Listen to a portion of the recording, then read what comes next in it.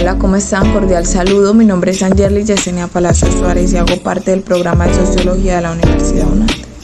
Y en este día queremos hablar específicamente sobre la teoría de la acción social bajo los autores Max Weber y George Herbert Mead, dos hombres que se especificaron en la disciplina de la sociología, pero también en la psicología y la filosofía.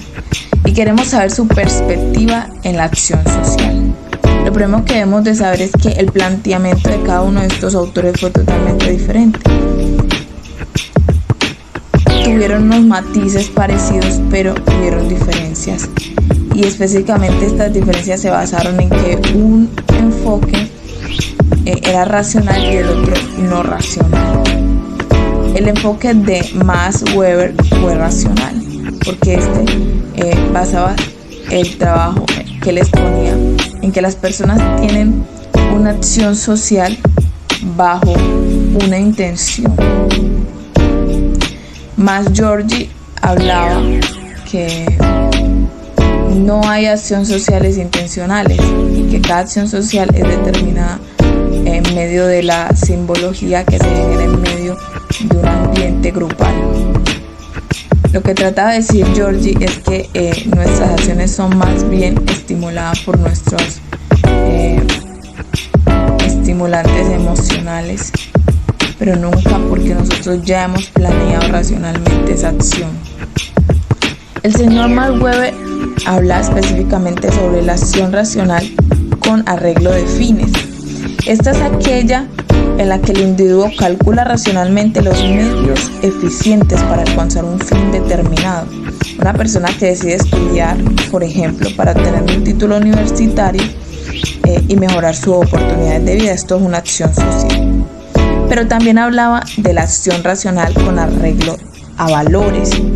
Este tipo de acción en el individuo actúa de acuerdo a los valores y principios intrínsecos, independientes y subjetivos que hay en sí mismo.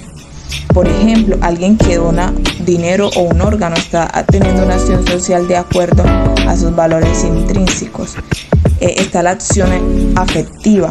Esta acción se refiere o está impulsada por emociones y sentimientos. Por ejemplo, una persona que ayuda a un amigo en un momento difícil o regala algo a alguien de quien está enamorado.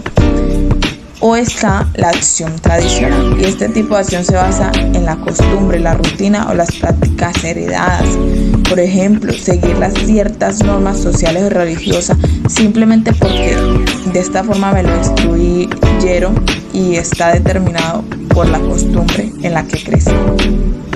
Más el planteamiento de la acción social del señor George Herbert se centra principalmente en la teoría del yo y el mí, que es fundamental para comprender los individuos que interactúan y se comparten en sociedad.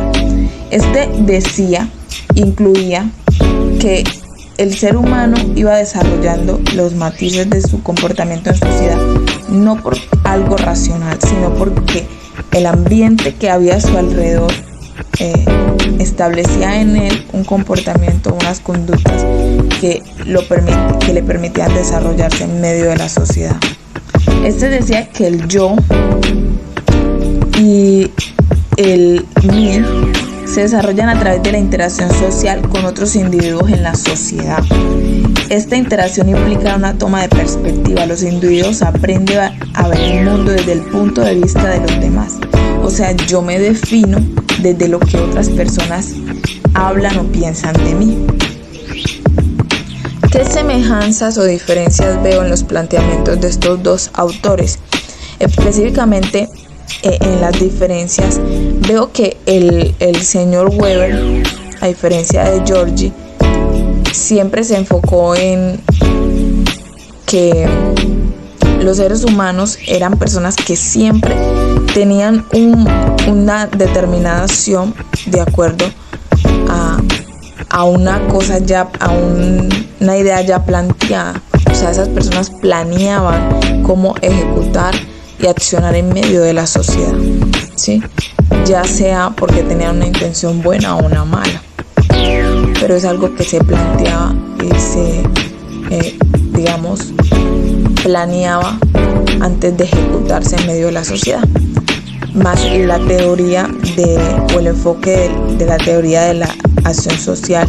En Georgi hablaba sobre que el ser humano no planea de cómo desarrollarse o cómo accionar en medio de la sociedad, sino que el ser humano, cuando llega a la sociedad determina qué clase de acción va a tener esta persona, y eso es lo que crea una diferencia. ¿En qué creo que tienen similitudes? En que cuando estamos en medio de una sociedad,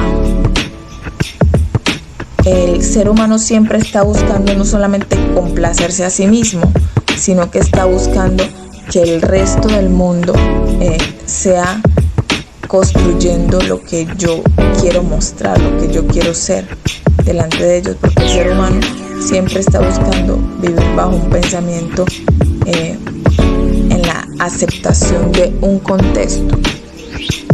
Y de acuerdo con el sociólogo Jeffrey Alexander, este siempre habló de que la cultura impactaba significativamente el comportamiento individual y colectivo de cada ser humano.